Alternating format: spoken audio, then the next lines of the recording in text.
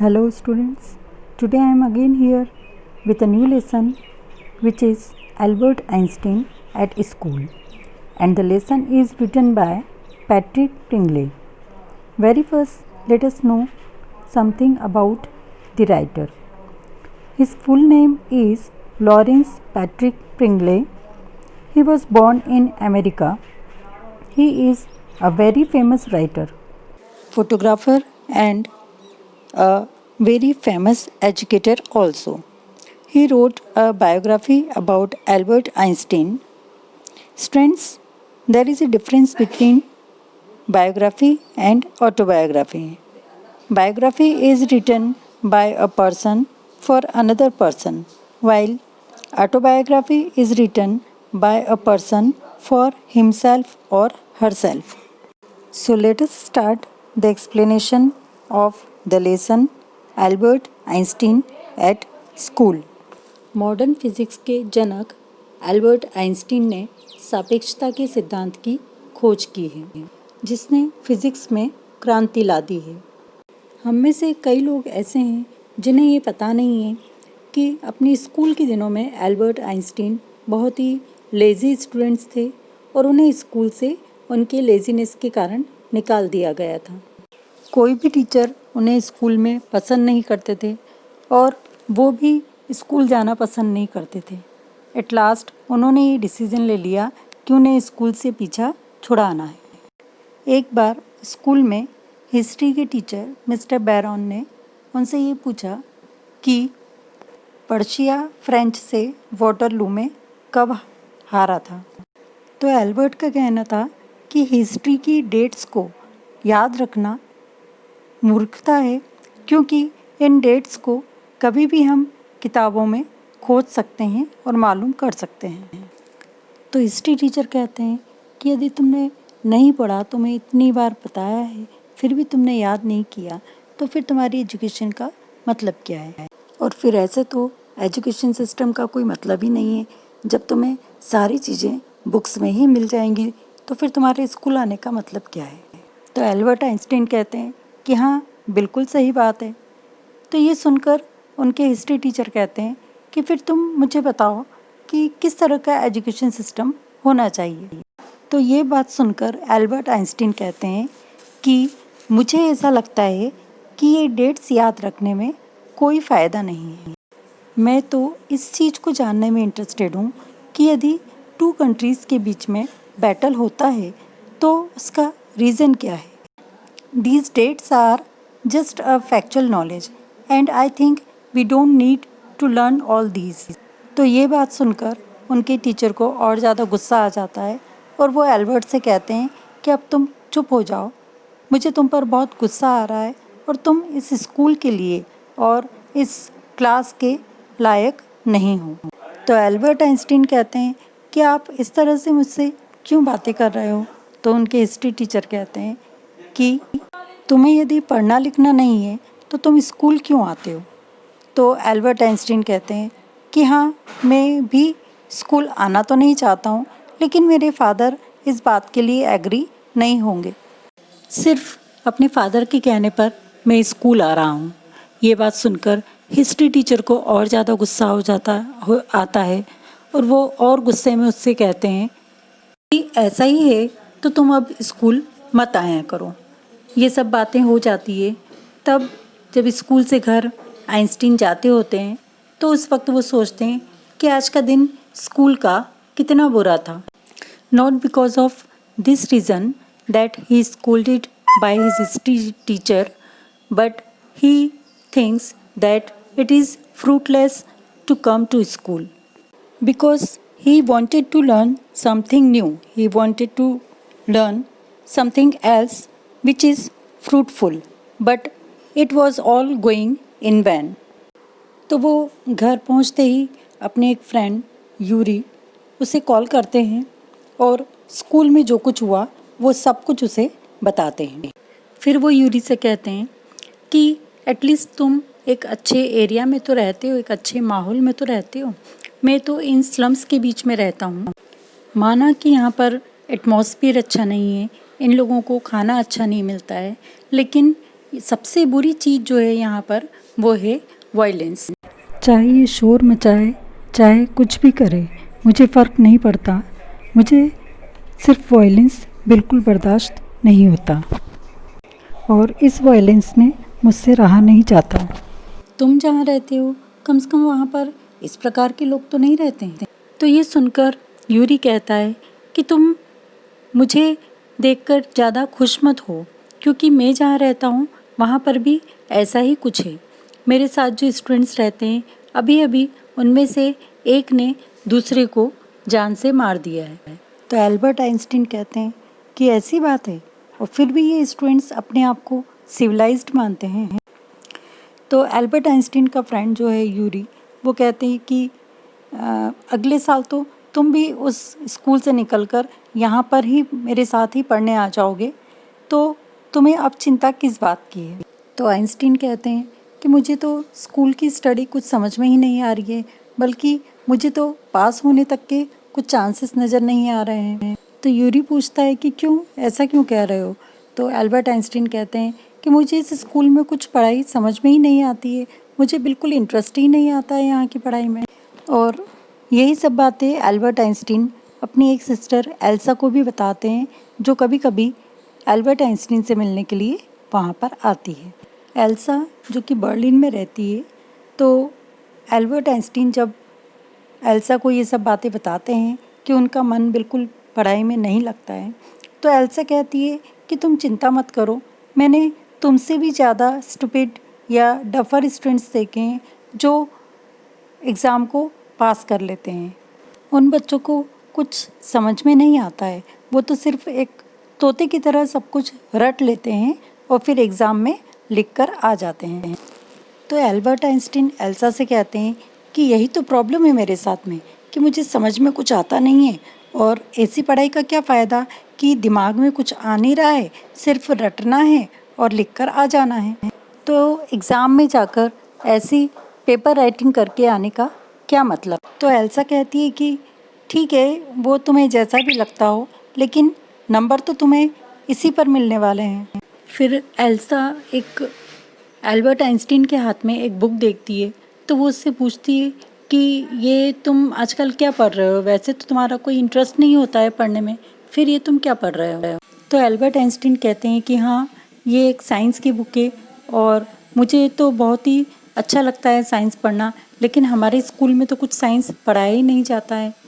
तो एल्सा कहती है कि ऐसी पढ़ाई का क्या मतलब है जो तुम्हें पास भी ना करा सके। तो एल्बर्ट आइंस्टीन कहते हैं कि मुझे तो ये साइंस की बुक्स पढ़ना बहुत अच्छा लगता है। फिर इसके बाद में एल्बर्ट वायलिन प्ले करने लग जाते हैं। तो वो वायलिन तब तक प्ले करते हैं जब तक कि उनकी लैंडलेडी आकर उन्हें रोक नहीं देती है। तो इस तरह वो अपनी फ्रेंड एल्सा को अपने बारे में सब कुछ बताते हैं। फिर वो एक दिन अपनी फ्रेंड यूरी से मिलते हैं और उसे कहते हैं कि अब इस माहौल में मैं और ज़्यादा नहीं रह सकता, मेरा यहाँ रहने का बिल्कुल भी मन नहीं है। एक तो इतना वायलेंस यहाँ पर, ऐसे माहौल में रहना और फिर ऊपर से स्कूल जाना, और मुझे स्कूल की पढ़ाई में बिल्कुल भी इंटरेस्ट नहीं है। मुझे तो अभी ये स्कूल छोड़कर यहाँ से कहीं बाहर जाने का मन हो रहा है। तो यूरी कहती है कि वो सब तो ठीक है, लेकिन क्या तुम्हारे फादर तुम्हें इस तरह से बिना कोई कारण के स्कूल से छुट्टी लेकर हमेशा के लिए परमानेंटली बाहर जाने के लिए परमिट करेंगे। तो एल्बर्ट आइंस्टीन यूरी से पूछते हैं कि यूरी, क्या तुम्हारे कोई फ्रेंड है जो मेडिकल लाइन में हो और डॉक्टर हो। तो यूरी का जवाब मिलता है कि हाँ, कुछ फ्रेंड्स डॉक्टर तो हैं, लेकिन पता नहीं वो तुम्हारी हेल्प करेंगे या नहीं करेंगे। लेकिन तुम्हें मेरे फ्रेंड से, डॉक्टर से तुम्हें क्या काम है। तो एल्बर्ट आइंस्टीन कहते हैं कि यदि कोई डॉक्टर मेरे फादर को ये बता दे कि मुझे नर्वस ब्रेकडाउन हुआ है, मीन्स मैं बहुत ज़्यादा डिप्रेशन में आ गया हूँ और मुझे अभी कुछ रेस्ट की आवश्यकता है, तो शायद मेरे फादर मुझे परमिट कर सकते हैं कि मैं बाहर कुछ दिनों के लिए चला जाऊँ। यदि कोई डॉक्टर मेरे फादर को ये कह दे कि मेरे स्कूल जाने के कारण मेरी तबीयत और ज़्यादा ख़राब होती जाएगी, तो शायद मेरे फादर मुझे यहाँ से परमानेंटली बाहर लेकर जा सकते हैं। तो यूरी कहता है कि ठीक है, ये तुम सोचते हो कि तुम ऐसा कह दोगे कि नर्वस ब्रेकडाउन है, लेकिन कोई डॉक्टर तुम्हारे साथ ऐसा क्यों करेगा, कोई डॉक्टर तुम्हारे लिए ऐसा झूठ क्यों बोलेगा। तो एल्बर्ट यूरी से कहते हैं कि तुम सिर्फ कोई डॉक्टर की अरेंजमेंट मेरे लिए कर दो, हो सकता है कि मुझे सच में ही नर्वस ब्रेकडाउन हो जाए। तो यूरी एल्बर्ट की बात को बहुत अच्छे से समझ तो नहीं पाता है, लेकिन उसके लिए एक डॉक्टर की अरेंजमेंट कर देता है। और यूरी एल्बर्ट से कहता है कि अभी तक ये तो जो डॉक्टर है ये मेरा दोस्त था, ये अभी अभी डॉक्टर बना है और हो सकता है कि ये तुम ही उसके पहले पेशेंट हो।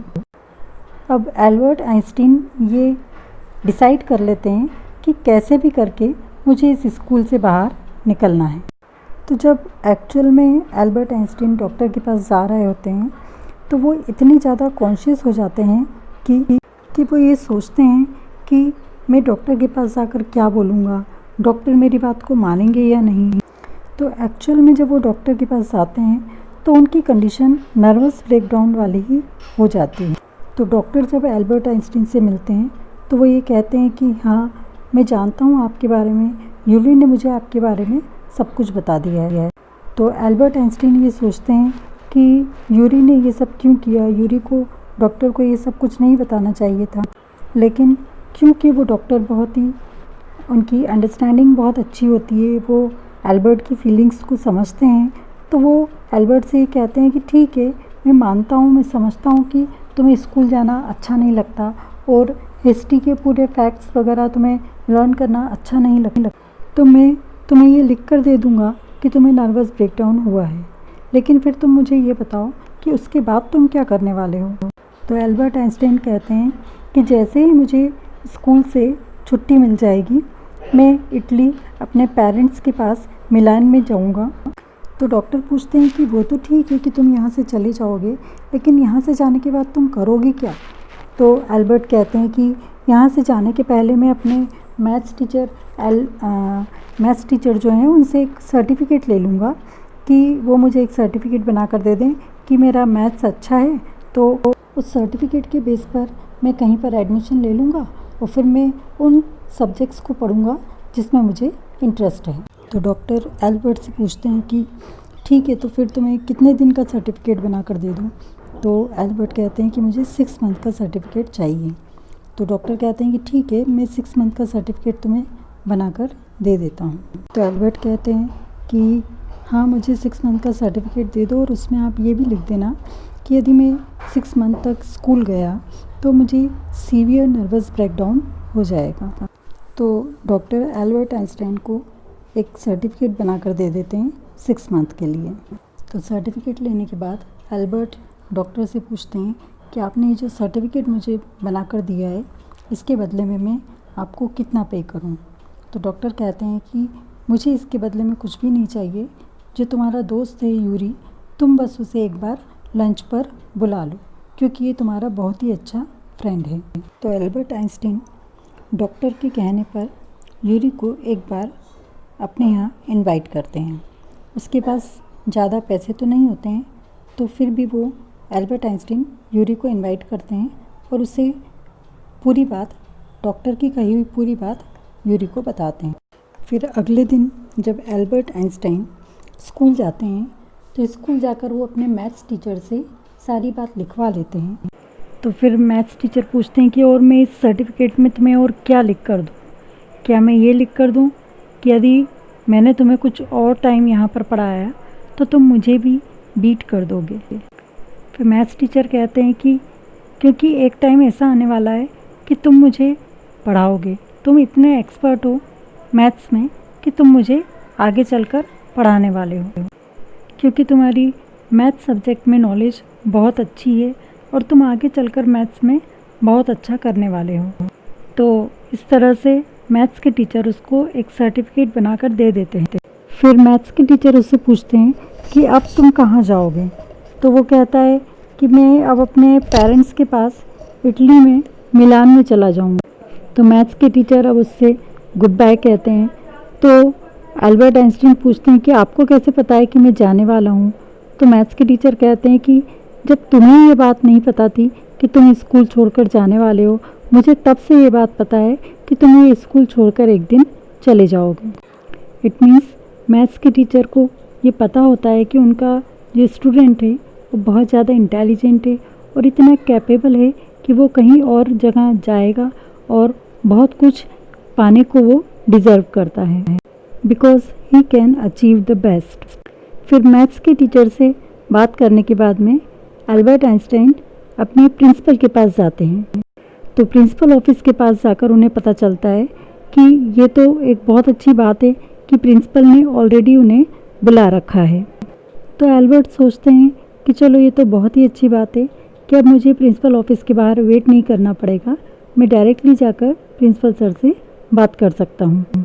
तो जैसे ही वो प्रिंसिपल ऑफिस में एंटर होते हैं तो प्रिंसिपल एल्बर्ट पर बहुत नाराज़ होते हैं और कहते हैं कि तुम इस स्कूल में के लिए डिसग्रेस हो, तुम इस स्कूल में रहने के लायक नहीं हो और अब हम तुम्हें इस स्कूल से निकालते हैं, क्योंकि तुम जब भी क्लास के अंदर जाते हो तो वहाँ पर टीचर बच्चों को पढ़ा नहीं पाते और बच्चे जो क्लास में बैठे हैं वो तुम्हारी हरकतों के कारण पढ़ नहीं पाते हैं।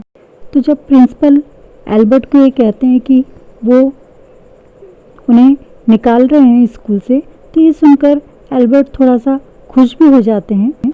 तो एल्बर्ट आइंस्टीन प्रिंसिपल से पूछते हैं कि it means you are expelling me, means क्या आप मुझे यहाँ से निष्कासित कर रहे हैं।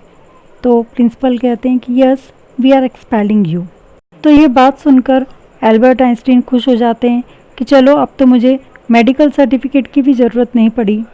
तो प्रिंसिपल सर के इस डिसीजन से मैं बहुत खुश हूँ और बहुत ही सेटिस्फाइड हूँ। एल्बर्ट आइंस्टीन के मन में तो ये विचार आता है कि वो प्रिंसिपल से पूछें कि आप ऐसा मेरे साथ क्यों कर रहे हो, क्योंकि मैंने कोई गलती तो नहीं करी, और जब मैंने कोई गलती नहीं करी तो आप मेरे साथ ऐसा क्यों कर रहे हो। और आपका स्कूल तो केवल बच्चों को चीज़ें याद करवाता है, उन्हें बच्चों को फैक्ट्स नहीं बताता। ये सब बातें एल्बर्ट सोचते हैं कि वो प्रिंसिपल से पूछे, लेकिन फिर एल्बर्ट सोचते हैं कि नहीं, मैं ये सब बातें प्रिंसिपल से नहीं पूछूंगा क्योंकि अब तो मुझे यहाँ से जाना ही है। तो अब जैसे ही वो प्रिंसिपल ऑफिस से निकलने के लिए दरवाजे की ओर जाते हैं तो प्रिंसिपल उनसे कहते हैं कि तुम जाते जाते ये दरवाज़ा बंद कर जाना। बट फिर एल्बर्ट आइंस्टाइन अपनी धुन में इतने खुश नज़र आते हैं कि वो पीछे मुड़कर देखते भी नहीं हैं और अपनी ही धुन में वहाँ से चले जाते हैं। तो जैसे ही वो वहाँ से चले जाते हैं अपने हॉस्टल पे, अपने रूम में, और वहाँ से जाने के लिए अपनी तैयारी कर रहे होते हैं, तो उनका जो फ्रेंड रहता है यूरी, वो एल्बर्ट आइंस्टीन को बेस्ट ऑफ लक कहता है उनके फ्यूचर की जो भी उनकी आगे बढ़ने की प्लानिंग होती है उसके लिए। So students, story ends here. So students, after this story we come to know that in his childhood Albert Einstein was not too much interested in learning the dates and facts, but he was much interested in gaining the knowledge.